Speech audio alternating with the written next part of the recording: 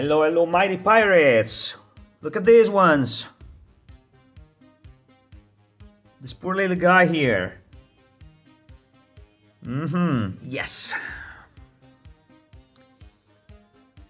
Basically, I think this poor machine has got a RAM problem, but we are going to start with the RAMs, hoping that it will be enough.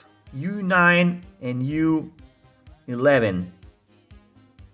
Of course, they are empty RAM chips. No, they are known to be really unreliable. Well, unreliable after so many years. Well, but anyway.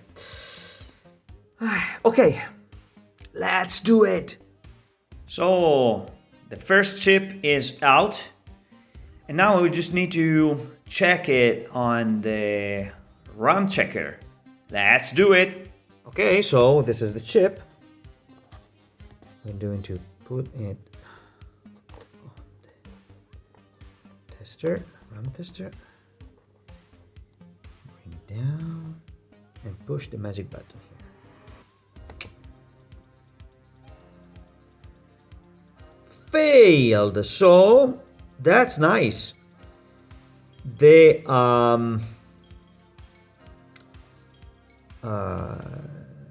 diagnostic card was right. U9 was bad. Let's proceed with U11. Here it is, U11. And we're going to test it out. Right. Yeah, right. This is the old test. This is the new chip. Perfect. Okay, magic button.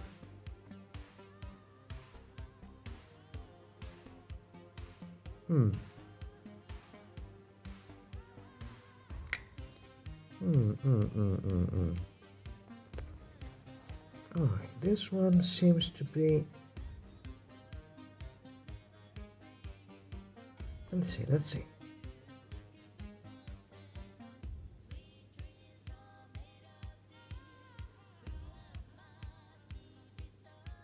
Maybe that test cartridge was wrong, so I desoldered the wrong chip.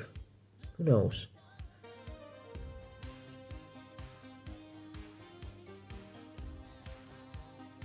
Or maybe in the real environment this chip was going crazy. It happens that maybe the tester says that the chip is okay, but when you use it, it fails. Anyway, I'm going to put 2 new sockets and new RAMs on the motherboard and see what happens.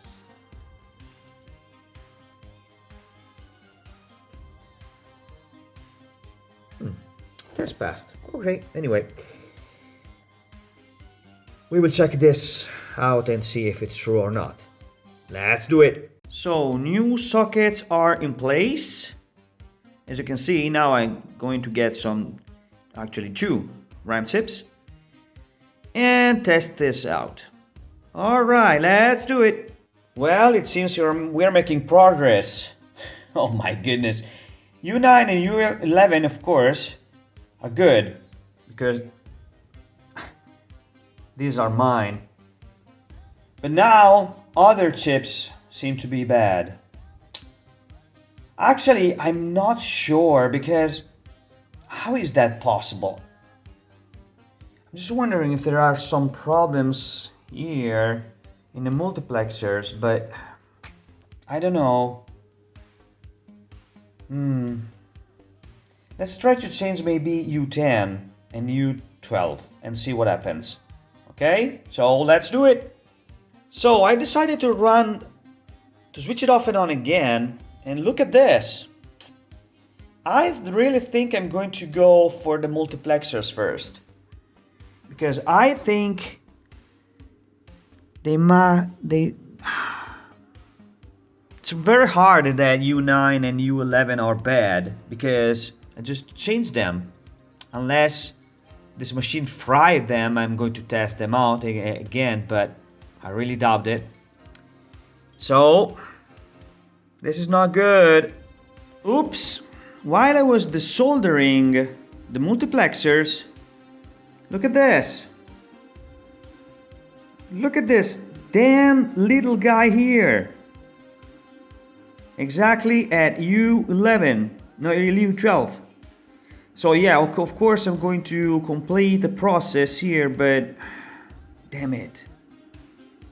Maybe that was the problem. Who knows? Well, actually U9 was broken anyway. We saw it, we tested it, so no doubts. But the others, I don't know.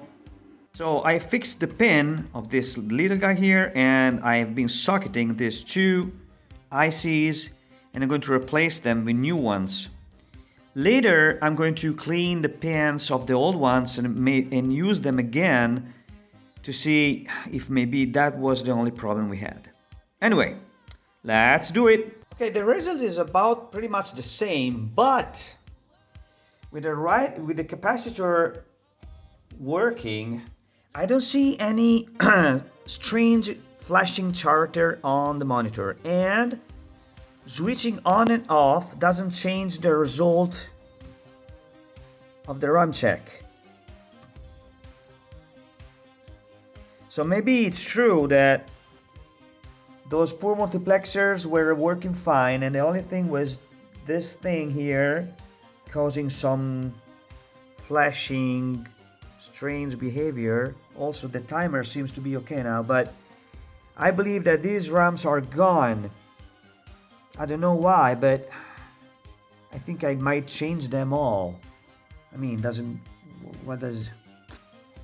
make sense to let U24 there. Well, okay, so let's do it. So all the RAMs are out. These are the new ones. 3 of them didn't pass the test, as you can see. All of them with different code, failing code, but 3 of them. So right now, I'm really hoping that these new RAMs will work fine. Otherwise, there's something huge somewhere else. I checked out some capacitors too, and I think they're pretty nice. These are the good RAMs. Maybe good, but they're old, so don't trust them so much. Let's switch it on. 3, 2, 1, go. Oh my goodness. Yes! So it was just a RAM problem, big one. Yeah. So now, I'm going to change these ones. These poor guys here, these are new, but the old ones, I'm wondering if the old ones are working. So let's do it. Here we are. These are the old ones. Just for the record, the new ones are these ones here. As you can see, they seem to be branded Motorola. Anyway, 3, 2, 1, go. Oh yeah. So I've been desoldering these guys here, but it's not necessary. So let's perform the full test. So here we go. Dongles, oops, I was missing one. Just one moment. All right, all the dongles are in place. As you can see, I also put on a SID. One SID was missing here. Cartridge. So let's do it. 3, 2, 1, go. All right. My goodness. I'm going to pump up the volume a little. That's it. Damn, feels good. These bad RAMs, bad ones. Damn it.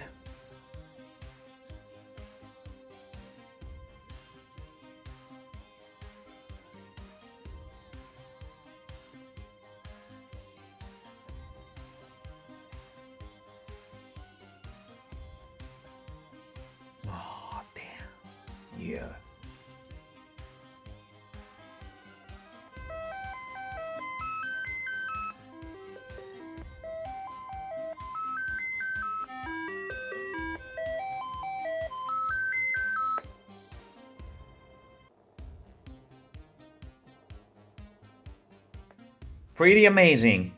So I'm going to leave this machine off for a while, and so the counter will go up. And but